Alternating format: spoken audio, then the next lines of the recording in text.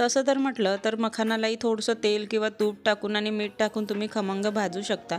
पण अशा प्रकारे केली ना तर अजून मस्त लागते. तर काय करायचं, ते ड्राय मखाना रोस्ट दळले तर नाही करायचे, आणि म्हणजे भाजले तेल जाईल. न तूप न वापरता, आणि छान असे तुटले पाहिजेत अशा प्रकारे भाजून घ्यायचे छान, आणि एका प्लेटमध्ये काढून घ्यायचे. नंतर एका कढईमध्ये तेल किंवा तूप गरम करून त्यामध्ये काजू किंवा ऑप्शनल आहे ते, किंवा शेंगदाणेसुद्धा असतात, शेंगदाणेसुद्धा तुम्ही टाकू शकता.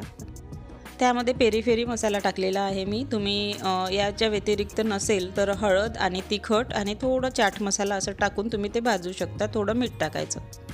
आणि जे ड्राय रोस्ट केलेले मखाना आहेत ना, ते छान असे खमंग त्यामध्ये मिक्स करून घ्यायचे. मसाला सगळीकडे लागला पाहिजे. मुलांना शॉर्ट ब्रेकसाठी, टिफिनवर आणि किंवा फावल्या वेळात खाण्यासाठी किंवा सायंकाळीसुद्धा तुम्ही हे देऊ शकता. खूप छान असतात. नक्की द्या. थोडे थोडे मुलांना द्या आणि तुम्ही पण खा. व्हिडिओ आवडला तर लाईक, शेअर अँड सबस्क्राईब.